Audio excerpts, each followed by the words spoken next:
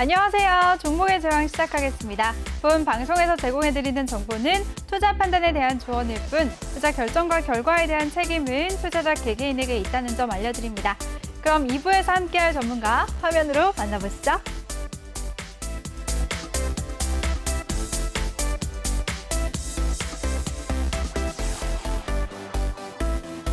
네, 이번 시간에는 우리 산군님과 함께 할 텐데요. 먼저 더 많은 정보 이용하실 수가 있는 노란톡방 참여 방법부터 안내해드리겠습니다. 노란톡 오픈 채팅 검색창에 종목의 제왕 산군이라고 검색하시거나 핸드폰 카메라로 아래 보이는 QR코드 스캔하시면 링크가 뜨는데요. 링크 클릭하시면 바로 들어오실 수가 있습니다. 입장하실 때는 비밀번호 9486-9486고 입력하고 입장해 주시기 바랍니다. 네, 그럼 산군님 모셔보도록 할게요. 전문가님 안녕하세요. 안녕하세요. 반갑습니다.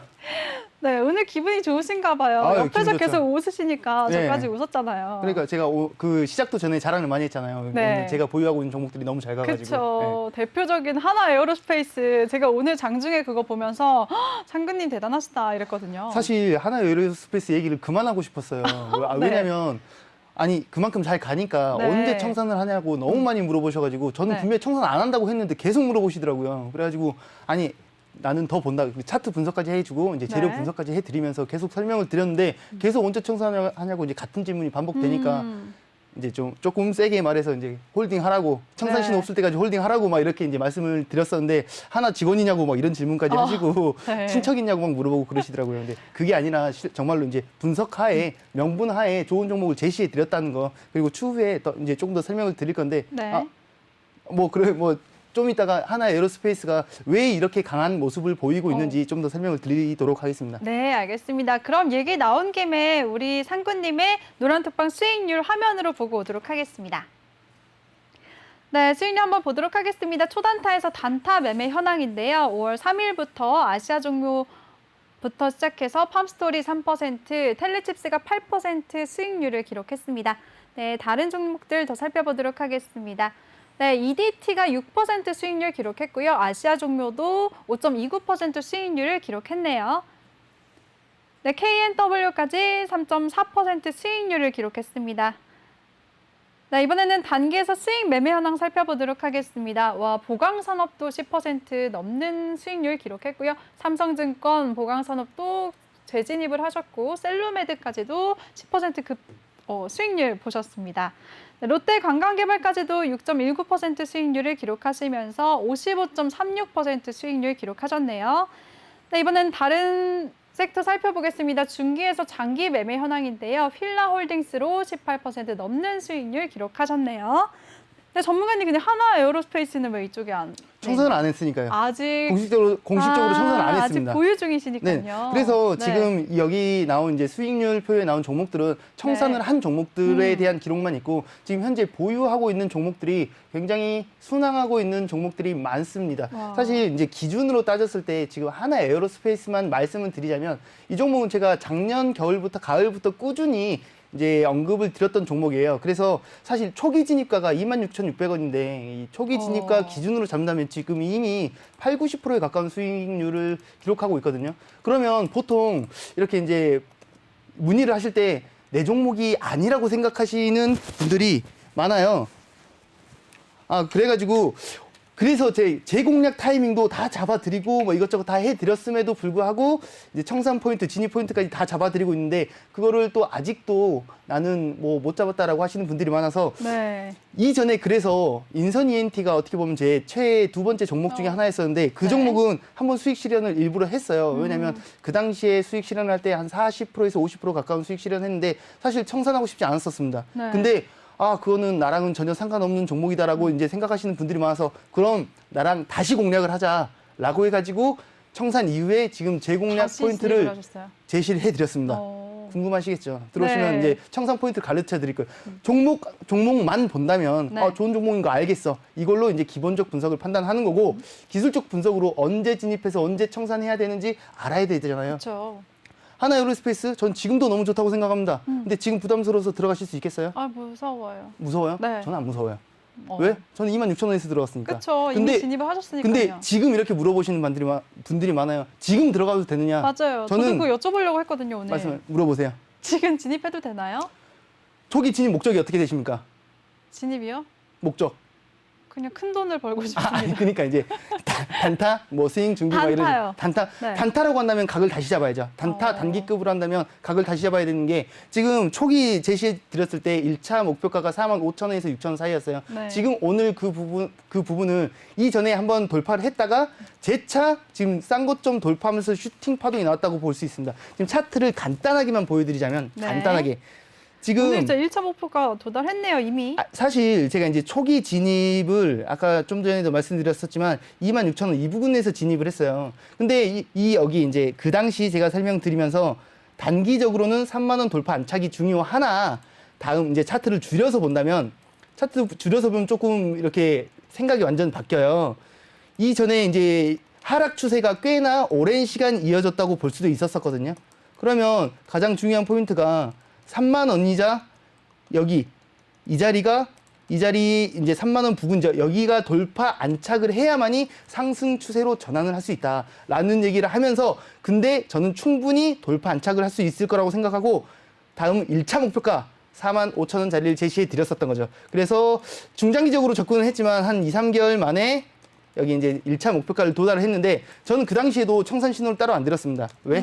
그 당시에도 충분히 힘이 더 있을 거라고 생각을 했으니까. 근데 그 이제 1차 목표가를 이제 도달한 이후에는 일부 이제 조정 구간이 왔죠. 조정 구간이 왔을 때 이 부분에서 못 들어가신 분들이 있으면 이 부분에서 3만 원 이제 중반대에서 들어가셔야 된다라는 부분을 굉장히 여러 번 설명을 드렸었어요. 앵커님한테도.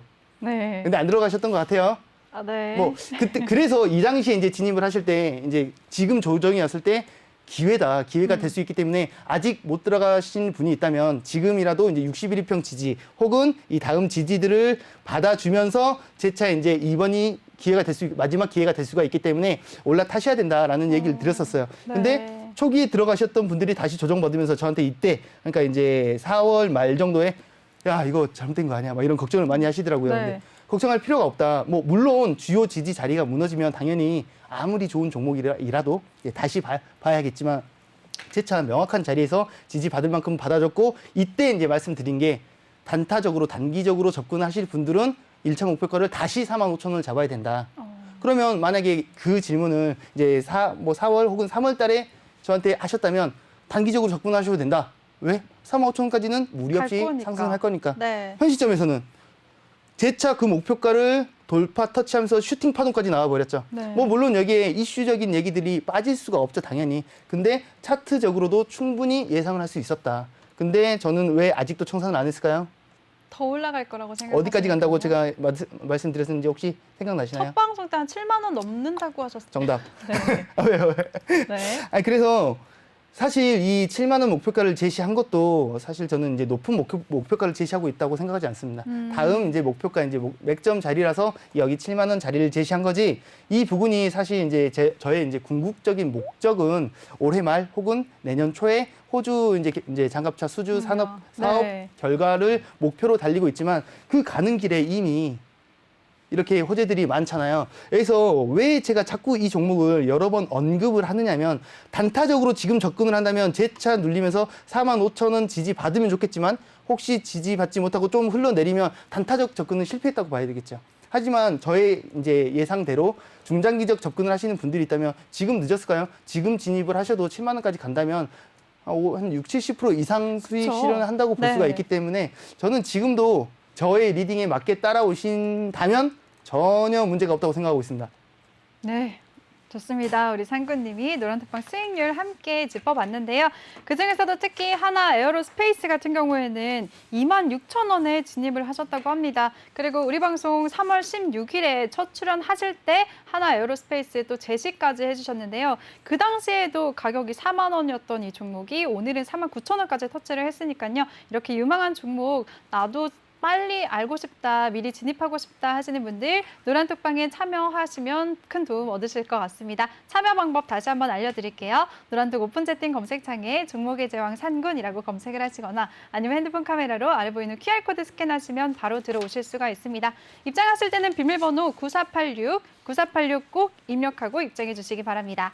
네, 그럼 이제 본격적으로 시장 얘기 한번 나눠보도록 할게요, 전문가님. 미증시가 오랜만에 또 반등을 했어요. 네. 3대 지수 모두 다 상승을 하면서 거래를 마쳤는데요. 어떻게 보셨나요? 사실 이제 시장의 분석을 보면 이제 뭐 제가 분석하는 게 아니라 이제 나와 있는 기사들이라든가 이제 오픈돼 있는 그런 내용들을 보면 뭐 보통 지금 기술주들의 밸류에이션이 합리적인 수준으로 내려왔기 때문에 반발 매수세가 나왔다. 네. 뭐 사실 저는 이전에 나왔던 지표들이 네. 굉장히 또 좋게 나왔었어요. 맞아요. 저번 주에 나왔던. 근데 네. 그때도 그닥 이렇게 힘을 못 썼는데 오히려 눌릴 만큼 눌리고 조정받을 만큼 조정받은 상황에서 지금 이제 반발 매수세가 들어오면서 강한 모습을 보이고 있습니다. 저는 이런 모습을 보면서 어떻게 보면 제가 이제 한참 지표가 좋게 나와도 주가가 흘러내리고 이럴 때도 저는 항상 그런 얘기를 했던 것 같아요. 불장이 일어날 거다. 불장까지 아니어도 이 네. 강세가 지금 꺼질 만한 그런 게 아니고 네.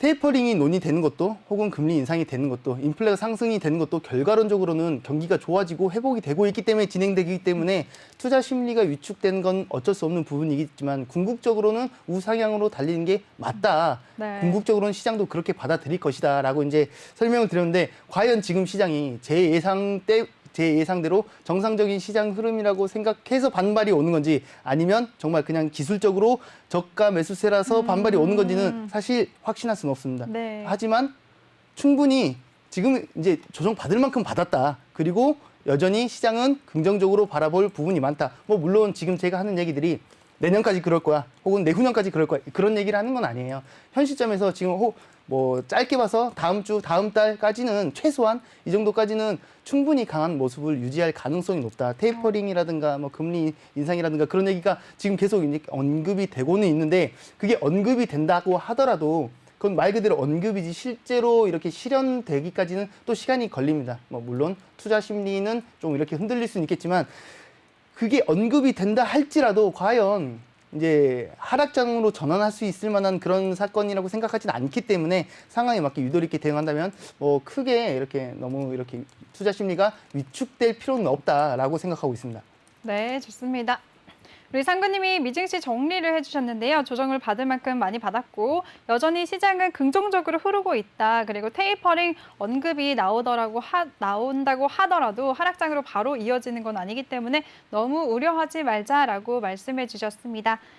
그럼 전문가님 또 다른 이슈 한번 얘기 나눠보도록 할까요? 네. 주말에 비트코인 가격이 급락을 했다가 하루 만에 또 반등을 했어요. 이렇게 변동성이 큰 가상화폐 쪽은 어떻게 보셨나요? 사실 이제 네. 요거 뒤에 이제 특징 섹터로도 준비를 했었는데 사실 네. 지금 시향을 얘기하면서 하는 게 더 나을 것 같아요. 어. 그래서 저는 사실 이거 보면서 무슨 생각을 하느냐면 네.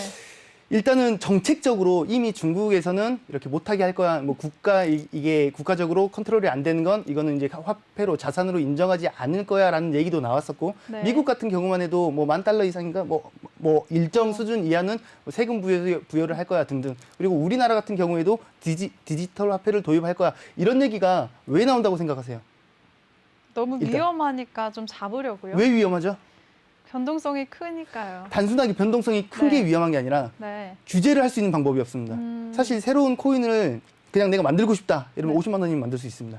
근데 여기 이 50만 원이면 뭐 어떤 코인이든 뭐 진돗개 코인이든 뭐 이번에 얼마 전에 뭐 사기 뭐 이런 얘기가 있었지만 뭐 그냥 마우스 코인이든 50만 원이면 만들 수 있어요. 그리고 홍보 마케팅을 어떻게 하느냐에 따라서 수급이 얼마나 몰릴지 알 수가 없고 가격이 얼마나 상승할지 알 수가 없는 거죠. 근데 그렇게 했을 때 이 만든 사람이 갑자기 이거 자기가 초기에 보유하고 있던 물량을 다 털고 가버려도 사실 잘못된 건 없다는 거죠. 사기죠. 사기인데 네. 이게 규제할 수 있는 방법이 없는 겁니다.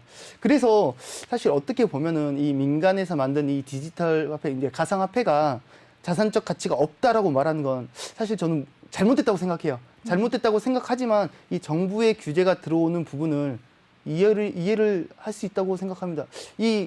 왜냐하면 그만큼 피해 사례가 많이 늘어나고 있으니까. 그래서 항상 생각하는 게 가상화폐에 대한 이 부분, 그러니까 꼭 민간이든 아니든을 떠나서 네. 가상화폐 이거 하나만을 본다면 여전히 긍정적으로 생각합니다. 아, 미래에는 그렇게 되겠죠. 아마도 뭐 미래에 가서 우리가 계속 뭐 현금을 쓰고 이럴 가능성으로 따졌을 때 점차 당연히 축소되는 부분이고 디지털 화폐, 가상화폐를 활용할 수 있는 뭐 그런 가능성이 훨씬 더 높아지기 때문에 당연히 긍정적으로 생각합니다. 근데 과연 규제 없이 자산 규모가 말도 안 되는 수준으로 넘어가는 게 맞느냐에 대한 부분은 당연히 고찰할 필요가 있지 않나라고 생각합니다. 그래서 여전히 부정적으로 생각합니다. 현 시점의 비전이. 왜냐하면 꾸준히 중국이든 아니면 우리나라든 어떤 나라가 됐건 지속적으로 이 피해 사례를 막기 위한다는 명목도 있겠지만 뭐 네. 본인들의 이제 관리하에 들어오게 하기 위해서라도 규제를 꾸준히 할 거다라는 얘기를 할 거기 때문에 그래서 뭐 비전이 완전 없어, 쟤로 완전 소진됐어 이렇게 말하는 건 아니지만 꾸준히 두드려 맞을 가능성이 높다. 그리고 이제 그 일론 머스크가 이제 자꾸 이제 분위기를 전환하기 맞아요. 위해서 뭔가 시도하고 있지만 네. 갈수록 이미지는 더 나빠지고 있고 사기꾼 소리를 듣고 있기 때문에 뭐 사기꾼이라고 말하는 게 아니에요. 네. 뭐 꿈을 쫓는 사람이니까. 근데 이제 그 일론 여론에서- 머스크가 태세 전환한 이슈 혹시 보셨나요? 최근에요. 네, 최근에 네, 다시 그 채굴 하겠다고. 네 지지한다. 그러니까 이런 이게 얘기를 하면서. 너무 좀 보고 웃겼던 게 뭐냐면 제일 처음에 말했던 게 테슬라 자동차를 비트코인으로 살 수 있도록 하겠다 이런 얘기를 했었잖아요. 그래서 네. 이제 비트코인 그 가상화폐가 굉장히 이제 강세를 보였었죠. 근데 그 후에 얼마 안 있다가 이 채굴을 하는데 화석 연료가 많이 든다, 에너지가 많이 든다. 그래서 우리는 친환경 회사인데 안 할 거다. 처음부터 왜 했어 그 얘기를? 뭐 이런 생각을 했었지만 네. 추후에 또 지나가서 태양열로 하면 된다. 이건 친환경이다. 이러면서 다시 할 거다. 뭐 이런 얘기를 했었잖아요. 이게 좀 만약에 정말로 시세 차익을 노리고 이런 행위를 만약에 이제 일론 머스크가 했다면 구속감이죠. 구속감인데 이건 지금 저희가 이제 판단할 수는 없는 부분이라서 그러니까 이제 아주 멀리 본다면 가상화폐 당연히 긍정적으로 보지만 현 시점에서는 지속적으로 두드려 맞을 가능성이 높아서 좀 접근은 좀 조심스럽게 해야 되지 않나라고 생각하고 있습니다. 네, 그럼 전문가님 이제 가상화폐를 규제하기 위해서 각국의 정부들이 이제 디지털 화폐를 발행하는데 이제 노력을 하고 있잖아요. 그쵸. 가상화폐 쪽 관련주들과 그럼 디지털 화폐 관련주들을 어떻게 보세요?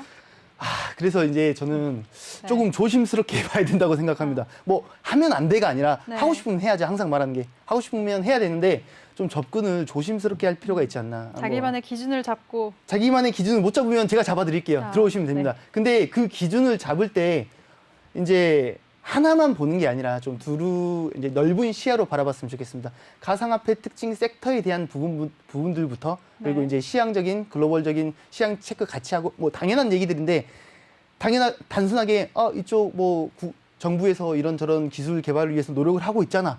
그러면 가겠지. 이런 접근이 아니라 어떤 기술이 어떤 식으로 이어질지 스토리텔링을 연속 지어보면서 가격적인 부분과 그 기업의 이제 가치 판단 같은 걸 하면서 가야 된다고 생각해요. 그 섹터 중에는 어떤 쪽이 괜찮아요? 저는 지금은 안 보고 있습니다. 아, 네. 그러니까 선호하지 않아요. 지금은 알겠습니다. 최소한. 네. 그래서 뭐 저는 이제 섹터로 말하자면 뭐 저 건설 섹터 좋아해요, 어디 섹터 좋아해요 이렇게 말은 하지만 네. 지금 가상화폐 섹터를 접근하는 건 저는 디지털 화폐 쪽도요? 디지털 화폐 쪽은 이제 골라봐야 된다고 생각합니다. 그런데 이제 골라보는 중에서도 사실 쉽지 않다고 생각하고 있습니다. 왜냐하면 과연 이 정부가 주도하는 이 디지털 화폐 쪽을 민간한테 어디까지 넘겨줄지 확신할 수가 없어요. 그 어디까지 지원하고 어디까지 수익을 이제 약속해 줄지를 아직은 조금은 좀 조심스럽게 판단 후에 진입해도 늦지 않다고 생각하기 때문에 지금은 정부가 어떻게 움직이는지 네이버랑 뭐 어떤 실험을 하고 있는지 어떤 모의 투자 뭐 이런 걸 진행하고 있는지 결과를 보면서 진행해도 굳이 뭐 이렇게 성급한 판단은 아니라고 생각하고 있습니다. 네, 알겠습니다. 우리 상구님이 가상화폐 관련주들부터 디지털 화폐 관련주들까지 흐름 짚어주셨는데요. 특히나 디지털 화폐 관련주들 중에서는 그 종목별로 옥석 가리기가 중요하다라고 하셨습니다. 어떤 종목을 공략해 봐야 될지는 노란톡방에서 큰 도움 받으실 것 같은데요. 참여 방법 다시 한번 알려드릴게요. 노란톡 오픈 채팅 검색창에 종목의 제왕 상군이라고 검색하시거나 핸드폰 카메라로 아래 보이는 QR코드 스캔하시면 링크가 뜨는데요. 그 링크 클릭하시면 바로 들어오실 수가 있습니다. 입장하실 때는 비밀번호 9486 꼭 입력하고 입장해 주시기 바랍니다. 네, 그리고요, 전문가님 주말에 또 한미 정상회담이 있었잖아요. 그 회담 이슈가 나온 다음에 이제 월요일부터 우리 시장에서 반도체 섹터도 많이 움직였고 바이오도 그렇고 미사일, 원전 관련주들 강세를 보였거든요. 이쪽 섹터 어떻게 보셨어요? 이 중에서도 사실 네. 너무 이제 종류가 많았어요. 네, 접근해야 될 맞아요. 부분이 많았는데 네. 그 중에서도 좀 집중해서 봐야 될 만한 그 포인트를 세 가지만 잡아봤습니다. 이제 미리 말씀을 드렸었는데 네. 원전 그리고 이제 반도체 그리고 미사일 요 세 개를 일단은 가지고 왔어요. 마치 이제 특징 섹터를 가지고 오듯이 가지고 와봤는데 네. 사실 이 한미 정상회담 이 자체가 뭐 위닝 경기를 했다라고 하는 이제 분석이 전반적인 뭐 분석입니다. 분석인데 여기서 사실 제가 봤을 때 가장 중요한 포인트는 어디까지 이행할 수 있는가? 이렇게 말로만 우리 이렇게 친하게 지내기로 했잖아. 이게 땡이 아니라 우리가 친하게 지내기로 했을 때 그 약속들을 실천을 해야 되는데 그 실천을 맞아요. 어디까지 할 수 있는가가 이제 중요하다고 봐요. 그래서 일단 뭐 순차적으로 가자면 네. 뭐 미사일 얘기가 이제 가장 할 말이 많긴 한데 네. 일단 순차적으로 원전 관련해서는 정책적인 부분을 절대 배제할 수가 없다고 생각하고 있습니다. 왜냐하면 지금 우리 지금 문정부 문재인 대통령 정부가 추진하고 있는 큰 정책 중에 하나가 탈원전이거든요. 네. 탈원전에 대해서 어떻게 생각하세요? 탈원전이요? 긍정적으로 생각하고 있어요. 뭐 지구를 지켜야 되니까. 네. 근데 여기에 상반된 내용이 나온 거예요. 이번 회담이. 어떤 내용이냐면 사실 우리나라가 원전 기술이 이제 최정상급, 이게 세계에서 최정상급에 가까운 기술을 가지고 있는데 네. 탈원전 할 거야 하면서 원전 관련된 섹터가 숨도 못 쉬고 있었죠, 사실. 기술은 아까운데 사실. 이렇게 세계적으로 잘할 수 있는 이런 건데 뭐 이렇게 이제 다른 나라들 좀 수출 좀 해야 하고 막 이렇게 기술 막 이런 것도 하고 이래야 되는데 현 시점에서 사실 러시아랑 중국이 거의 이제 다른 나라의 이제 원전을 이렇게 짓는데 70% 가까운 점유율을 가지고 있습니다. 뭐 2030년까지 이제 한 100개 정도의 원전을 더 지어야 되는데 그 중에 이제 70개를 이제 중국이랑 러시아가 나눠 먹고 있었던 거죠. 지금 이번 회담에서는 미국이 러시아랑 중국을 견제하는 그런 목적도 있었고 네. 추가적으로 미국과 우리나라의 기술력이 있으니까 우리도 제3국에 이제 기술 이전을 하자, 뭐 장사를 잘 해보자 이런 의미예요. 그래서 좀 고민을 해봐야 되지 않을까요? 왜냐하면 우리나라에서는 탈원전 정책을 하고 있죠. 네. 미국도 줄여 나가려고 노력을 하고 있을 거고 아마 하고 있고 네. 근데 제3국 뭐 중동 뭐 어디 유럽 이런 쪽에는 원전을 지을 거다. 기술 이전을 할 거다. 어떻게 보면 조금 앞뒤가 안 맞지 않나요? 근데 이거를 버릴 수는 없어요. 왜냐하면 우리나라가 좀 전에 말씀드렸었지만 최정상급의 기술을 가지고 있고 이 고부가 가치 사업이자 지속 수입이 가능한 게 원전이에요. 왜냐하면 단순하게 가서 지어주고 땡이 아니에요. 네. 이거를 지속 관리할 수 있는 전문 인력도 파견해야 되고 꾸준히 관리하면서 나오는 수익도 굉장히 큽니다. 우리나라가 이제 환경을 생각하면서 친환경 얘기하면서 뭐 보통 선진국들이 그런 얘기를 하는 거죠. 친환경 하면서 우리 환경을 살려야 돼, 지구를 살려야 돼 하면서 지금 이 기술은 제3국에 이제 팔겠다고 하는 어떻게 보면 앞뒤가 안 맞는 얘기지만 근데 이게 우리는 이제 앞뒤가 안 맞는 얘기를 지금 논하고 있는 게 아니라 이거를 우리가 주가에 어떻게 적용을 시켜야 되느냐라는 이제 고민을 해야 되는 거죠. 네. 근데 지금 이 시점에서 종목들은 어떤 걸 좋죠. 봐야 돼요? 사실 이 중에서도 몇 개 어제 또 이제 EDT 많이 올랐었는데. 수익 실현했었죠. 네, 말씀 잘하셨습니다. 봤어요, 아까. 보송 네. 파이트도 이제 수익 실현했었던 종목이고 우리 기술도 그래서 그 대부분 이제 단타적으로 접근을 해서 많이 수익 실현했던 종목들이네요. 대부분 네. 뭐 이제 관련된 종목들이. 근데 여기서 저는 단순하게 원전 수출 뭐 협력이 잘 됐다 해서 끝나면 안 된다고 생각해요.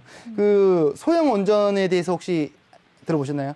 네, 들어보기만 했어요. 소형 원전의 이제 특징만 말하자면 말 그대로 이제 소형이에요. 소형이라서 땅도 조금만 있어도 되고 돈도 별로 안 들고 뭐 이거는 대형 원전에 비교해서 뭐 당연한 얘기죠. 작으니까 땅도 조금밖에 안 드는 거고 당연히 이렇지만 상대적으로 이제 생산해낼 수 있는 전력 양도 당연히 적겠죠. 근데 지금 현 시점에서 이렇게 크게 짓는 것만이 이제 답은 아닌 상황이에요. 이제 필요에 의해서 상황에 맞게 유도리 있게 지어야 돼. 이렇게 이제 이런 걸 해야 되는데 이것까지 같이 미국이랑 협력이 된다면 우리 이제 현 시점 우리 국내에 있는 원전 관련된 기업들은 여기에 나와 있는 종목들부터 뭐 BHI, 에너터크, 우리기술, 보송파이텍, 한전기술, 에너터크, EDT 등등등등 이런 관련된 종목들이 굉장히 강한 모습을 보여줄 수 있다고 생각합니다.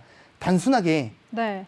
지금 미국이랑 손 잡았으니까 잘 된다고 이렇게 보기에는 조금은 눈치를 좀 볼 필요가 있고 추가적으로 소형 원전까지 같이 이렇게 해야 더 도움이 된다고 생각합니다. 근데 이제 소형 원전에 대해서도 이제 장단점은 당연히 있겠죠. 근데 이제 우려되는 부분들이 이걸 이제 조금만 바꾸면 당연히 핵 추진 항공모함이라든가 핵 추진 원자력 이제 그 잠수함으로까지 이어질 수가 있기 때문에 네. 이런 부분들 컨트롤이 되겠니? 우리 이제 수출하는 입장이니까 우리나라 입장에서는 좋은 거죠. 좋은 건데 수출하는 입장에서 이거 뭐 잘 이렇게 컨트롤해서 뭐 수출 기술 유출 없이 이런 거 되겠니? 부터 해서 뭐 폐기물 이런 거 작은 나라의 원자력 소형 원전 수출하게 된다면 폐기물 이 관리가 제대로 될까?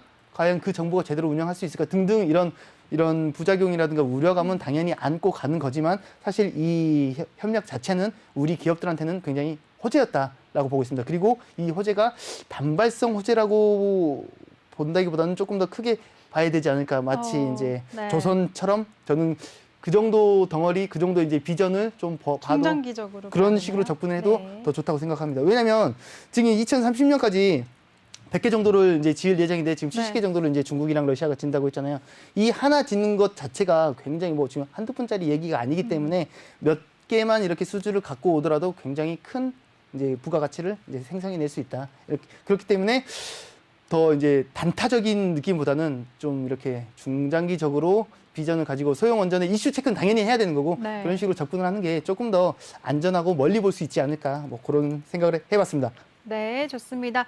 우리 상구님이 한미 정상회담에서 양국이 원자력 발전 시장에 공동으로 진출하기로 합의하면서 상승을 했었던 원자력 관련주들, 특히나 소형 원전 관련주들 눈여겨보자, 또 중장기로 지켜보자라고 정리를 해주셨습니다.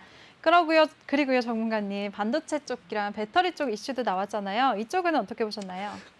이쪽도 저는 네. 괜찮다고 생각해요. 지금 뭐 우리나라 기업이 뭐 44조 규모로 이제 미국에다 이제 뭘 하겠다, 투자를 하고, 하겠다 이런 네. 얘기가 있었는데 여기서는 이제 누가 더 많이 이득을 취했는가 이런 거를 좀 따져봐야겠죠. 따져봐야겠지만 사실 네. 저는 따지든 안 따지든 어느 정도 우리나라 이제 반도체 기업들이라든가 이제 배터리 기업들한테는 활력소를 네. 활력소를 이렇게 넣을 수 있는 그런 환경이지 않았나 싶어요. 그래서 사실 큰 틀에서는 크게 바뀐 게 없다고 생각합니다. 이제 그 반도체 섹터라든가 이제 배터리 섹터를 우리가 바라보는 시야나 이제 대응해야 될 부분에 대해서는 큰 틀에서는 괜찮다고 생각해요. 왜냐하면 아마도 기억하고 계시겠지만 제가 최애 섹터가 건설 섹터. 건설사다. 네. 그 후속 주자로는 최근 주목받지 못했지만 분명히 언젠가는 반등이 올 뭐 이제 반도체, 2차 전지 이런 쪽을 항상 말씀드렸었기 때문에 이제 재조명 받을 기회인가 혹은 이렇게 이 여태까지 그나마 상대적으로 소외받았던 이제 좀 이렇게 눌려졌던 조정받았던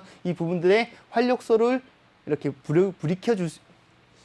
뭐라 그러죠? 불러일으켜 줄 수 있는 그런 네. 환경을 어느 정도 조성하고 있다고 생각하고 있습니다. 뭐 네. 근데 여기서도 결국은 아까도 처음에 말씀드렸듯이 말로만 우리가 약속한 건지 아닌지를 조금 더 따져가면서 지켜보자. 그래도 충분히 늦지는 않은데 이미 여기서는 좋은 종목들을 충분히 선별할 수 있지 않나라고 생각하고 있습니다. 이미 보유하고 있는 종목도 있고 여기 나와서 말씀드렸던 종목도 있으니까요. 뭐가 있죠 대표적으로? 반도체 쪽이요? 배터리 일단 대장. 많으셨죠? 대장. 너무 많으셨잖아요. 원탑 투탑 대장 이미 수익 중이고 LG와 그죠? 네, LG가 여러 번 맞네요. 얘기했었잖아요. 네. 맞잖아요. 마치 처음 듣는 듯이 말씀하시면 제가 좀 너무 서운하고 많은 종목들을 제시해 주셔서 제가 헷갈렸어요. 일단 알겠습니다. 일단 알겠습니다. 네. 그래서 지금 LG화학 같은 경우에는 지금 1차 목표가가 90만 원이었었는데 이미 돌파 슈팅 안착 이후 이제 조정을 조금 반복하고 있지만 저는 아직 청산 안 했죠. 왜? 더 갈 거니까. 더 갈 거니까. 최소한 네. 어디까지? 얼마까지 갈까요? 최소한 저는 100만 원까지는 무리 없이 상승할 거라고 진짜요? 보고 있기 때문에 그래서 저는 기간은요? 되게 오래 걸리겠죠? 그래서 종목이 그때 무거운 스윙으로 접근했습니다. 왜냐하면 만큼?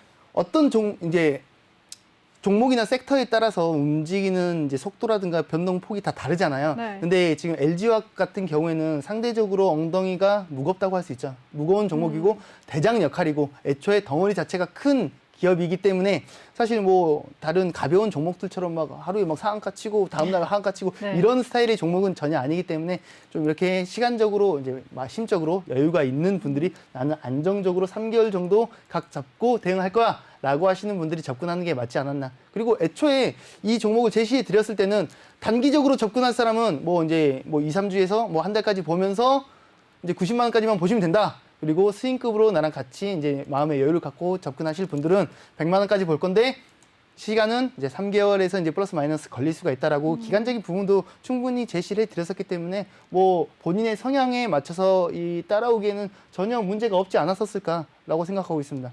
네, 배터리 쪽에서는 전문가님이 LG화학 유망하게 본다라고 말씀을 해주셨잖아요.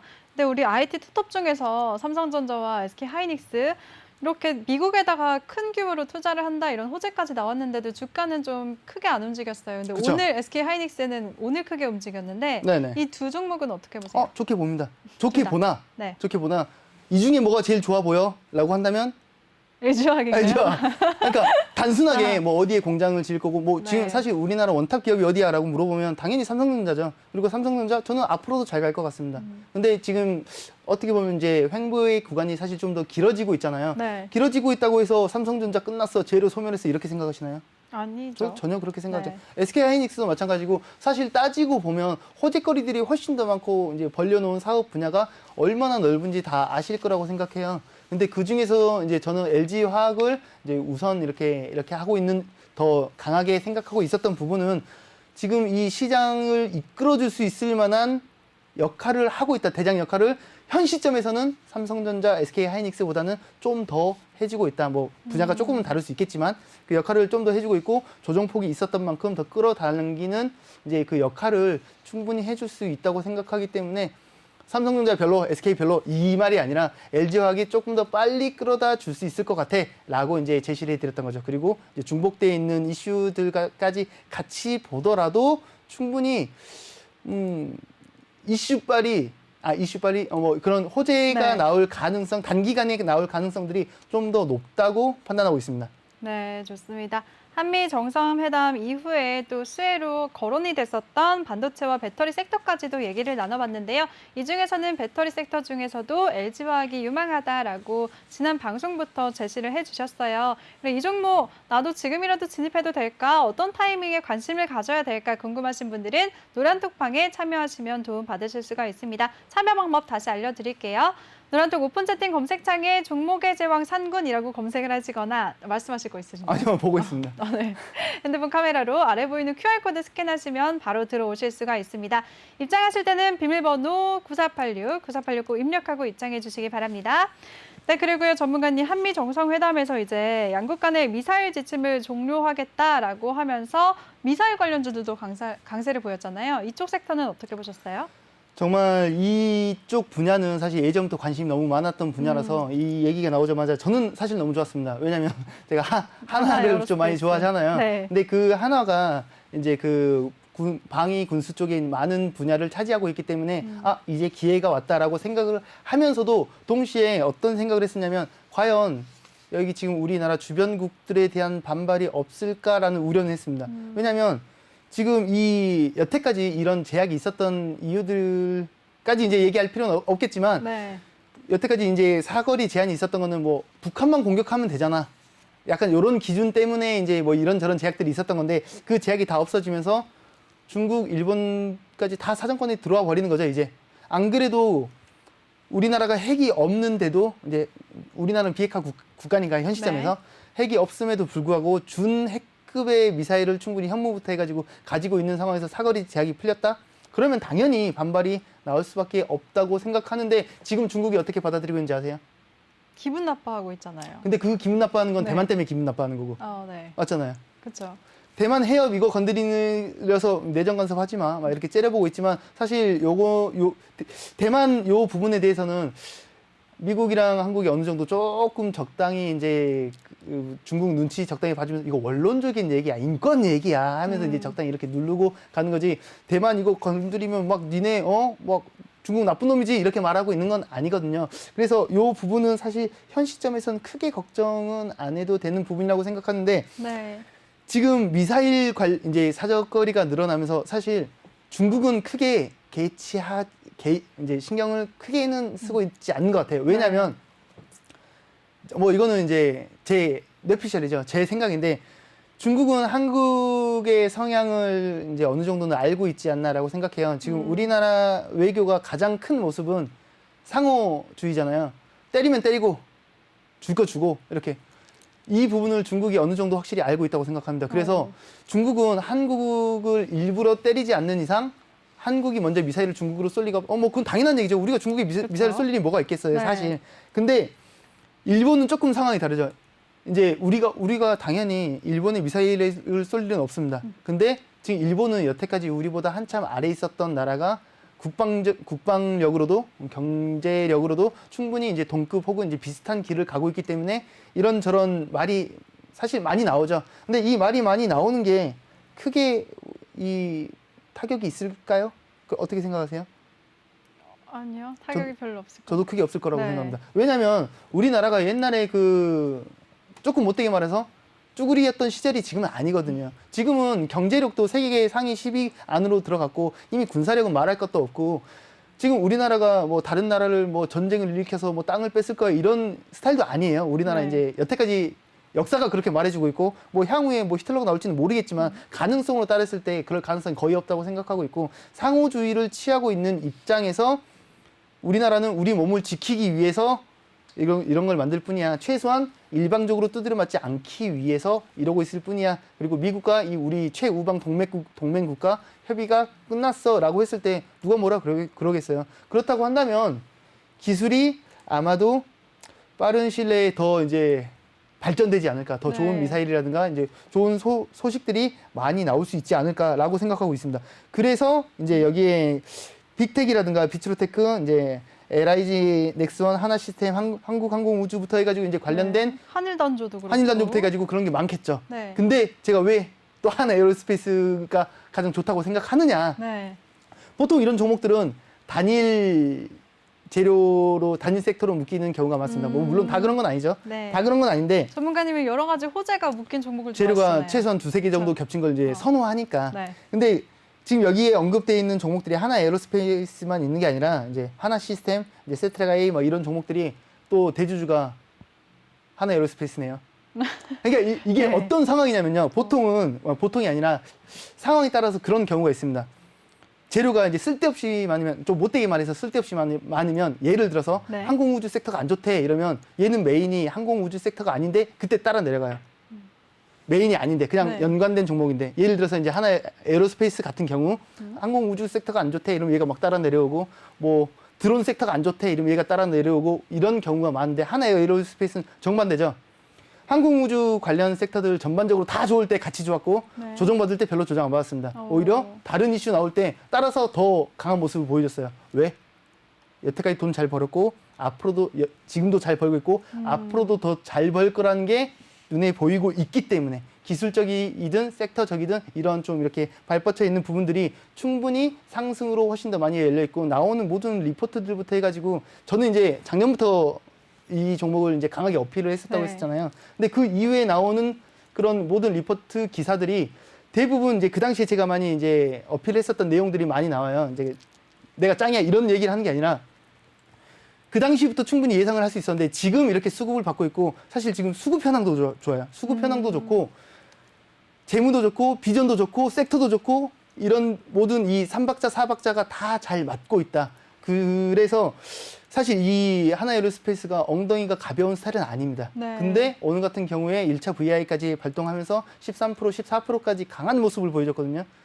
저는 이게 조정이 와봤자 얼마나 오겠어라는 생각을 하고 있습니다. 왜냐하면 보는 관련된 섹터들이 너무 사실 미래지향적인 비전적인 종목들이 섹터들이 많아가지고 네. 이 관련 섹터들만 잠깐만 이렇게 언급만 네. 하자면 좋아요. CCTV, AI, 방위산업, 우주항공, 보안, 드론, 항공기 부품, 뭐 에어택시 등등등 이런 쪽이거든요. 대부분 약간 미래를 꿈꿀 수 있는 이런 부분들인데 이런 부분들이 사실 보통 기술 개발하고 상용화 될 때까지 시간이 좀 걸리기 오래 때문에 걸리죠. 재무가 많이 안 좋아요. 근데 네. 얘는 재무도 좋거든요. 어. 재무도 좋고 수급도 좋고 그러니까 빠지는 구석이 없는 팔방미인에 가까운 그런 종목이라고 오늘 하나 에어로스페이스 너무 많이 얘기했나요? 저는 하나 쪽에 이제 친인척이 없습니다.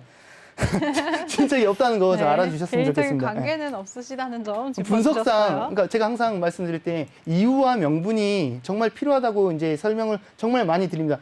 진입을 하던 청산을 하건 홀딩을 하건 손절을 하건 명분이 필요한데 지금 이 종목 같은 경우에 명분은 아주 3박자, 4박자가 잘 맞고 있는 정말 이런 종목을 중장기 종목 해야지라고 시원하게 말할 수 있는 그런 종목이라고 생각하고 있습니다.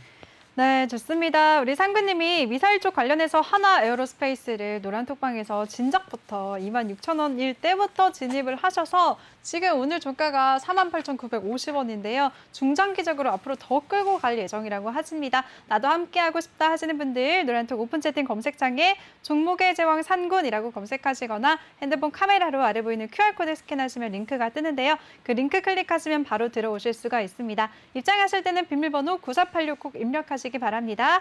네, 이렇게 미증시부터 가상화폐 급락 상황과 한미 정상회담 이슈까지 꼼꼼하게 체크를 해봤고요. 그럼 이번에는 오늘 우리 시장 마감 상황 한번 얘기 나눠보도록 하겠습니다.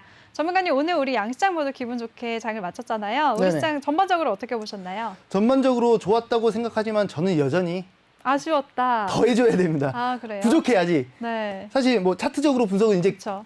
빼고 차트 분석 빼고 지금 현 시점에 지금 오늘 0.86, 1.44%가 이제 상승을 했는데 네. 그간 억울하게 조정받은 부분을 생각한다면 전 더 해줘야 된다고 생각하고 아직 있습니다. 다 만회를 못했죠. 부족하죠. 그렇죠. 그러니까 이제 아마 저희가 연초부터 이런저런 얘기를 했을 때 올해 뭐 3,400 코스피 기준으로 3,400포인트 갈 거라고 생각하세요? 아니면 3,500포인트 갈 수 있을 거라고 생각하세요? 못 갈 거라고 생각했어요? 이런 질문들을 많이 했었어요. 네. 지금 어떻게 생각하세요? 저요? 제 생각이요? 저는 좀 계속 이렇게 횡보할 것 같아요. 아, 이 상태가 크게 벗어나지 못할 네. 것 같다. 저는 여전히 3,400포인트 갈 수 있을 거라고 우와. 생각하고 있습니다. 왜냐하면 지금 이미 이제 차트적으로 봤을 때 3,200포인트가 현 시점에 가장 강한 저항 라인이었는데 돌파 시도를 꾸준히 하고 있습니다. 뭐 잠깐 이렇게 돌파를 했었던 적도 있었고 네. 그리고 조정이 와도 그 가장 바닥 지진 3,000포인트까지 오고 있지는 않죠. 조정이 와봤자. 근데 저는 그 정도 조정도 사실 저는 조금 서운했죠. 왜냐하면 3,200포인트 부근에 지지 받아주면서 갔으면 더 좋았을 텐데 이 강세가 굉장히 강했을 텐데라는 아쉬움이 남습니다. 뭐 물론 지금 현 시점의 분위기 자체가 뭐 양적 완화도 우려해야 되고 뭐 테이퍼링도 우려해야 되고 금리 인상 뭐 연준이 언제 스탠스 바꿔가지고 네. 뭐 이렇게 하면서 투자 심리에 대한 위축이 언제 올지 알 수 없죠. 뭐 물론 그 부분은 안고 가야 됩니다. 하지만 항상 말씀드렸듯이 그런 부분들이 괜히 오는 게 아니라 경기가 좋아지니까 오는 부분들이기 때문에 더더욱이 우리나라 같은 경우는 그런 부분들에 대해서 더 좋은 강한 모습을 충분히 보여줄 수 있을 거라고 생각하고 있습니다. 여태까지 왜 그랬는지에 대한 설명은 너무 많이 했었기 때문에 네. 일부러 안 하는 건데 뒤에 하고 싶은 말이 있어가지고 안 하는 건데 그 이제 지난 방송들 찾아보셔도 충분히 제가 왜 국내 증시를 여전히 아직도 긍정적으로 바라보고 있는지는 충분히 많이 나오니까 참고해 주시면 될 것 같습니다. 그리고 난 못 봤는데 나 그때 그거 찾아볼 생각 없는데 라고 하신다면 노란톡방 들어오시면 제가 또 브리핑 해드릴 수 있도록 하겠습니다. 네, 좋습니다.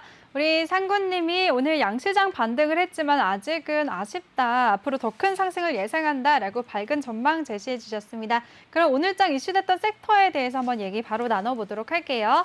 전문가님, 오늘 또 여행주, 항공주들이 간밤에 미증시에서도 급등세를 보였다고 해요. 그래서 오늘 우리 시장에서도 크게 움직였는데요. 이쪽 섹터 어떻게 보셨나요? 일단 왜 이쪽 섹터들이 움직였죠? 우리가 시향이 여태까지 계속 떠들었잖아요. 아무래도 백신 보급이 많이 확산되고, 되고, 네, 코로나19 종식 기대감이 있고. 커지니까. 그리고 경기 회복 활성화 기대감이 있고 이게 네. 삼박자가 맞아가고 있는 거죠. 불과 한 2, 3주 전까지만 해도 미국에서 자꾸 마스크 벗기네 마네 했을 때 이거 지금 시기가 맞아? 라는 우려가 계속 있었지만 네. 실제로 미국은 줄어들고 있는 뭐 완전히 끝났다고 할 수는 없겠지만 실제로 줄어들고 있는 모습을 보이고 있고 어느 정도 안정권에 들어갔다는 걸 미국에서는 계속 강력하게 어필하고 있죠. 네. 이 정도 지금 꾸준하게 어필했고 실질적으로 수치적으로 보여주고 있으면 움직여야죠. 움직일 때가 됐죠. 그래서 사실 여행, 항공, 카지노, 면세점 이 섹터는 당연히 움직여야 된다. 근데 지금 이제 완전히 포스트 코로나가 왔나요? 라고 아직은 한다면 아니잖아요. 그래서 네. 접근을 할 때 몰빵 이러면 안 된다 이거죠. 나 이거 무조건 간다. 무조건이 어디 있어요? 무조건은 없는데 분명히 그 기대감이 있기 때문에 종목만 잘 선별한다면 충분히 큰 수익률도 그러니까 뭐 지금 50% 100% 먹을 거야 이런 느낌이 아니라 타이밍만 잘 잡는다면 충분히 10에서 20% 정도는 단기간에도 수익 실현할 수 있는 그런 섹터라고 보고 있습니다.